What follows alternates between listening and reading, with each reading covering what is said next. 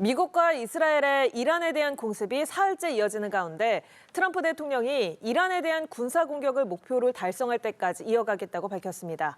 이런 가운데 레바논 무장정파 헤즈볼라가 미국과 이스라엘의 대이란 공격에 대한 보복에 가세하면서 전선이 확장되는 양상입니다. 반길주 국립외교원 교수와 이와 관련한 자세한 내용 짚어보도록 하겠습니다. 어서 오십시오. 안녕하세요. 네, 안녕하십니까. 트럼프 대통령이 지금 이야기를 한 대로 모든 목표가 달성될 때까지 이란을 겨냥한 군사 공격을 계속한다라고 밝혔습니다. 애초에 이 작전이 4주라고 이야기하기도 했고 또 상황이 빨라서 4주보다 더 빠를 거다라고 이야기를 했는데 그렇다면 트럼프 대통령이 말하는 목표 달성, 그 목표의 기준은 어느 정도라고 봐야 할까요? 예, 사주라는 이야기를 트럼프 대통령이 이야기했지만 달성 기준은 사실 정치적 목표를 달성했느냐 여부겠죠. 네. 목표를 나눠봐야 되는데 정치적 목표는 이란 정권 교체고 그리고 전략적 기준은 이란에 대한 비핵화 그리고 작전적 목표라고 하면 이란 혁명 수비대의 군사 인프라를 이제 와해시키는 것이죠. 거기에는 이제 미사일, 드론 이런 재고량까지 이제 다 없애는 것 그리고 이것을 다시 만들어낼 수 있는 군 산업 기반까지 무력화시키는 거겠죠.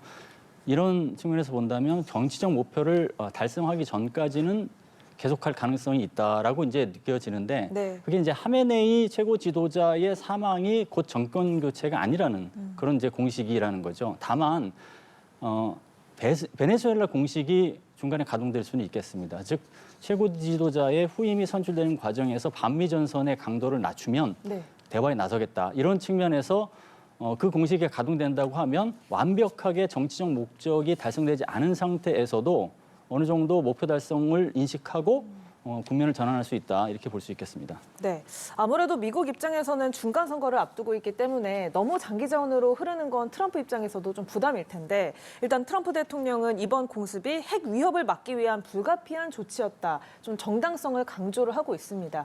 이란 공격에 대해서 미국 내 여론 분위기는 어떻습니까? 미국 내 여론이 별로 좀 안 좋죠. 베네수엘라 당시에는 사실 4% 지지율이 올라가기도 했는데 지금 여론을 보면 29% 정도가 이란 공습에 찬성한다는 입장이거든요. 그 여론 약화의 배경 혹은 뭐 이유로 한 세 가지를 생각해 볼 수 있겠는데요. 네. 첫 번째는 명분이 부재하다는 겁니다.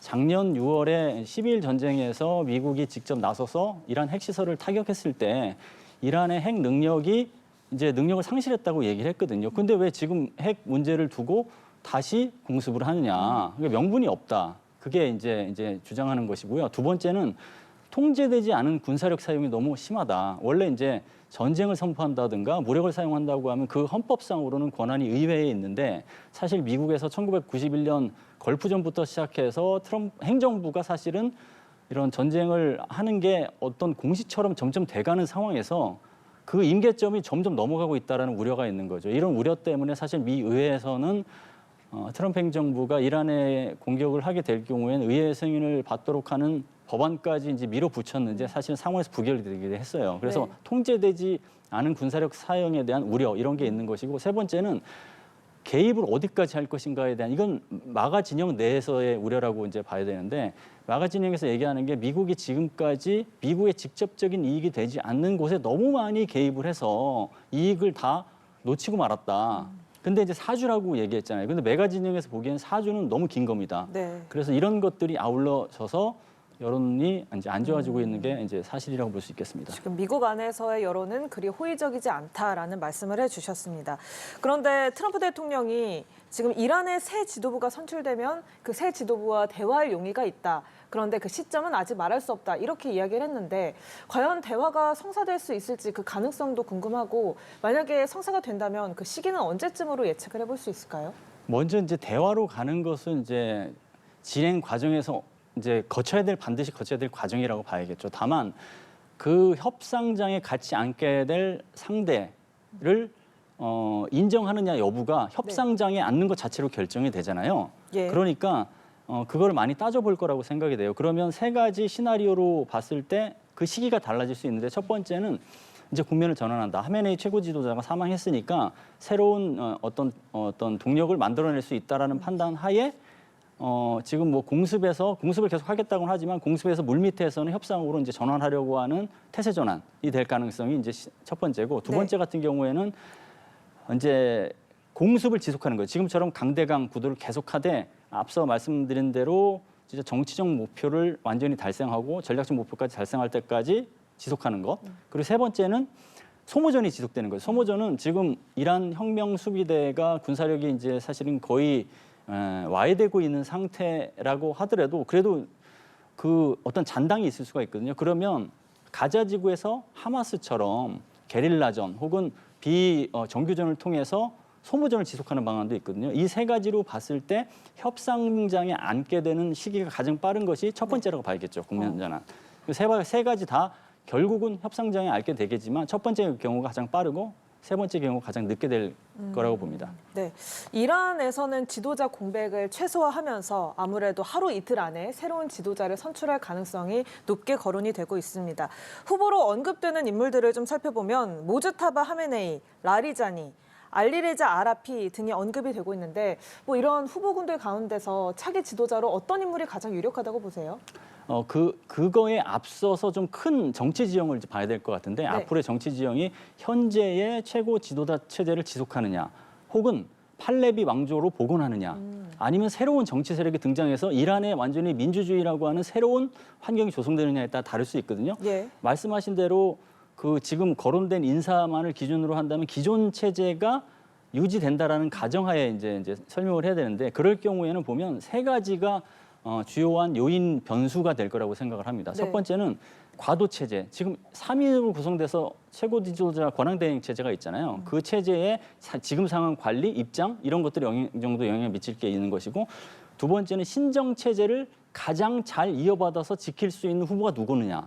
이게 이제 될 수 있는 건데 모즈타바 하메네이 같은 경우는 이제 하메네이 차남이고 네. 그다음에 아라피 같은 경우는 성직자나 전문가 회의에서 나름대로 이제 목소리를 내는 인물이고 라리자니 같은 경우는 하메네이 최고 지도자 최측근이었어요. 그런 측면에서 다 강점이 있고 세 번째 변수는 이란 혁명 수배에 대한 장악력이 누가 있느냐. 그런 측면이 있을 수 있겠습니다. 그러니까 하메네이 같은 경우가 장악력이 좀 있다라고 평가가 되고 있어요. 이 세 가지가 최고 지도자의 후임을 잇게 될 차기 권력자의 영향을 미치는 변수다 이렇게 볼 수 있겠습니다. 네, 좀 세 가지 측면에서 말씀을 해주셨는데 그렇다면 누가 선출되느냐에 따라서 대외 노선도 좀 달라질 거라고 보세요?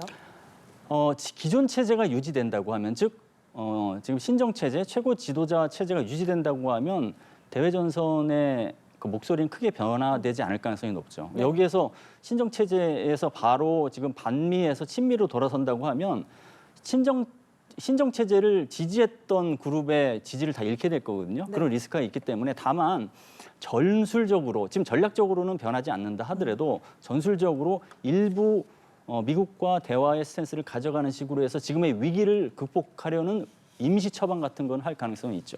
네, 이란에서는 핵 협상 과정에서 농축 우라늄 희석이라는 유화책을 제시를 했습니다만 결국에는 군사 공격을 받아서 최고 지도자 사망이라는 결과를 받게 됐습니다.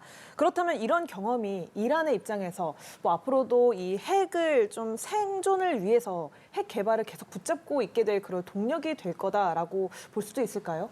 이번 사태를 통해서 이란은 핵무기가 있는 것에 대한 억제력이 얼마나 중요한가를 아마 깨달았겠죠. 근데 그것을 이제 실제로 핵을 만들고 보유하는 과정에서의 전략과 지략은 좀 더 정교화해야겠구나라는 생각을 했을 거라고 봅니다. 그 이유는 첫 번째는 이 상황이 됐을 때 아무도 도움을 주지 못한다라는 걸 깨달았을 거거든요. 중국과 러시아, 즉 친이란 국가인 이런 국가도 도움을 못 주고 걸프 국가도 사실은 미국의 주권 어떤 파괴 행위에 대해서 규탄을 하면서도 적극적으로 도와주지 않는 스탠스 이거에 대해서 이제 확인했기 때문에 전략적으로는 좀 다른 스트레스를 취해야 되겠다는 생각했을 가능성이 있고요. 그리고 이것 때문에 사실은 눈에는 눈, 이에는 이 방식으로 트럼프 행정부와 대처를 할 수 없다라는 그런 숙제도 아마 안게 됐을 거라고 봅니다. 그리고 이런 걸 다 고려한다고 하면 일단은 차후에 미국을 상대로 협상을 할 때 크게 일단은 미국의 요구를 수용하고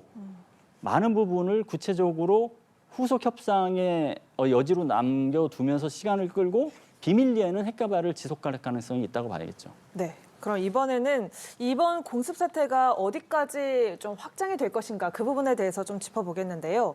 지금 현재 레바논 무장정파 헤즈볼라가 보복에 가세하면서 일단 전선이 좀 확장된 모양새고, 그리고 지금 다른 친이란 무장 세력들도 있잖아요. 뭐 힘이 강하지는 않습니다만 하마스, 후티 반군 이렇게 있는데 대리전으로 번질 가능성도 있다고 보시는지, 그리고 미국 입장에서는 이걸 좀 위협적이라고 받아들일까요? 아니면 어떻게 받아들일까요? 앞서 말씀드린 군사 시나리오 세 가지 중에서 소모전으로 갈 경우에는 미국 입장에서도 최악의 시나리오가 되겠죠. 그런데 지금 전선 확대는 보면 제한적으로 확전될 가능성이 있다고 봅니다. 그 이유는 지금 말씀하신 것처럼 비국가 행위자 위주로 해서 이란을 지금 두둔하거나 지원하겠다고 나선 것이거든요. 그러니까 예를 들어 헤즈볼라 같은 경우는 시아파의 맹주인 이란, 그것도 이제 대북격인 최고 지도자가 암살됐기 때문에 보복 항전을 하겠다는 것이고, 네. 하마스 같은 경우는 순위파지만 그래도 이란이 뒤에서 많이 도와줬기 때문에 그것에 대한 어떤 그 보답 차원에서 나서주는 거지, 다른 사실은 국가 행위자, 걸프 국가들은 이렇게 지원에 나서지 않고 있잖아요. 그러면 이란 입장에서도 아무래도 그 역량을 어떤 펼쳐내는데 한계가 있기 때문에 확전이 제한적일 수밖에 없다. 다만 우발적인 충돌이 자칫 확장될 어떤 개연성은 여전히 이제 남아 있다고 봐야겠죠. 네. 그리고 이 외에도 지금 이란이 보복 공격을 하고 있는 게 걸프국들에 있는 미군 기지들의 보복 공격을 하고 있는데, 지금 이란에서는 미군 시설만 표적을 하고 있다라고 합니다만 걸프국들은 이 미군 기지뿐만 아니라 민간 지역에도 피해가 확인이 되고 있다 이렇게 하고 있습니다. 걸프국에서 만약에 맞대응에 본격적으로 나서게 된다면 더 확산할 가능성이 더 충분히 있는 거죠. 그 경우는 이제 이란에서 사실은 도박 같은 도박을 함으로써 자칫 빠지게 될 큰 함정이라고 볼 수 있겠죠. 그러니까 네. 이란 입장에서는 국제사회에 읍소하고 호르무즈 해협을 봉쇄하고 이래도 미국과 이스라엘의 행동을 좀 줄이고 그 위협을 좀 낮추는데 별 도움이 안 되니까 네. 미군 기지가 있는 걸프국을 상대로 미군 기지만 타격하는 게 아니라 시민까지 피해를 주는 어떻게 보면 위험한 선택을 한 것이거든요. 예. 그래서 결과가 어떻게 되느냐. 사실 지금까지는 이제 걸프 협력회의 외교장관이 모여서 지금 이란의 행동을 굉장히 우려를 표시했단 말이죠. 네. 그러면 이란을 두둔하는 상황이 점점 멀어지는 거예요. 그러니까 여기에는 리스크와 기회 요소가 동시에 있는데 이게 과연 이란 입장에서 리스크 요소가 될지 기회 요소가 될지는 앞으로 진행되는 양상을 좀 더 봐야겠습니다. 네, 잠시 언급을 해주신 호르무즈 해협 이야기를 좀 해보면 이란 혁명수비대가 호르무즈 해협 봉쇄에 나서면서 지금 우리나라 입장에서는 우리 경제에도 비상이 걸린 상황입니다. 우리나라의 경우에는 원유라든지 천연가스 이런 대부분을 중동에 의존을 하고 있기 때문에 아무래도 이 에너지 안보의 생명선과 직결되는 부분이다라고 할 수가 있을 텐데, 호르무즈 해협이 봉쇄되고 또 만약에 장기화될 경우를 대비를 해서 우리도 어떤 좀 대비책이 필요한 걸까요? 그렇죠. 지금 우리나라가 이제 석유와 LNG 같은 경우에 대중동 의존도가 높잖아요. 네. 70%, 30%인데 높기 때문에 아무래도 호르무즈 해협이 봉쇄되면 다른 국가보다 더 많이 피해를 볼 수밖에 없는 상황이고, 장기화되면 더 심하죠. 그리고 네. 지금 호르무즈 해협 그 자체만 문제가 아니라 호르무즈 해협 인근 해역에 사실은 영국과 미국의 그 유조선이 피격을 받았잖아요. 그러니까 해양 영역이 지금 위협에 도전을 받는 해양 영역이 확장되는 상황입니다. 그런 상태에서 만약에 사주까지 간다면 굉장히 그 타격이 불가피하겠죠. 그래서 이것에 대한 뭐 나름대로의 뭐 대책이라고 하면 단기적인 대책이 있을 수 있고 중장기적인 대책이 있을 수가 있는데, 단기적으로는 일단은 원유가 이제 상승함으로써, 예를 들어서 배럴당 70달러인데 지금 80달러까지 올랐잖아요. 이게 장기화되면 계속 오르겠죠.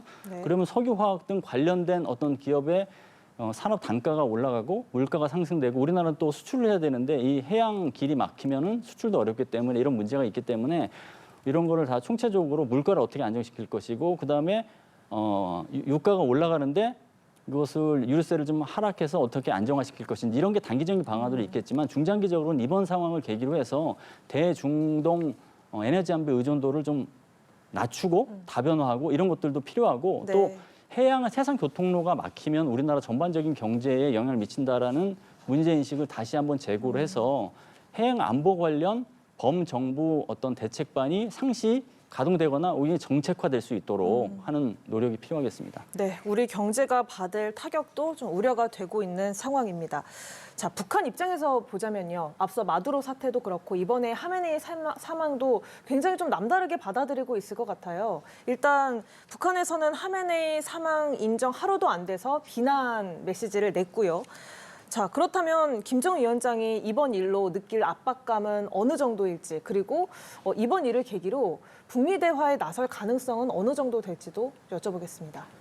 우선 김정은 위원장 입장에서는 이란하고 사실은 친분이 굉장히 높은 국가였어요. 핵 개발 과정에서도 서로 도움을 좀 주고받았고, 그리고 하메네이는 이란판 김정은이라고 볼 수 있는 인물인데 지금 뭐 사망이 됐기 때문에 김정은 위원장 입장에서는 이 상황을 편안하게 바라볼 수 없는 거죠. 핵 무기가 더 중요하다는 것도 이제 절감했을 테고, 다만 외무성의 담화를 보면 핵 보유라는 어떤 기재뿐만 아니라 대화의 여지도 남겨둔 게 이제 같이 보이는 측면이 있어요. 그 첫 번째는 그 메시지가 미국을 규탄을 하는 게 분명해요. 그러면서도 메시지를 통해서 북한은 위축되지 않는다라는 메시지를 담은 것 같고요. 두 번째는 트럼프 행정부를 직접적으로 비판하지 않았습니다. 이것은 북미 대화에 대한 여지를 좀 남겨준 측면이 있고요. 세 번째는 이것을 계기로 해서 반미 전선을 확대하는 데 있어서 주도권을 잡으려는 포석도 있거든요. 네. 그래서 이런 것들이 다 있는 걸로 봐서는 두 가지 이제 뭐 그 핵 보유국으로서 나가는 여러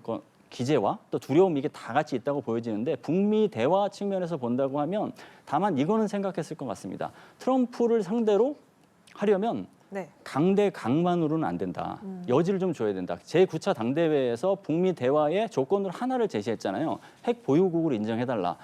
그러면 만나지 않을 이유가 없다는 얘기를 했는데, 그 조건만 고수해서는 자칫 예기치 못한 리스크가 부상할 수 있다. 그러면 이 조건을 조절을 해서 북미 뭐 친분 외교 정도는 해도 되지 않을까라는 셈법이 가동될 수 있다. 다만 이 과정에서 미국의 압박에 북한이 굴복한 것처럼 비춰지지 않기 위해서 미국에게 퇴로를 열어달라는 수준에서의 절충안은 요구할 가능성이 있다, 이렇게 봅니다.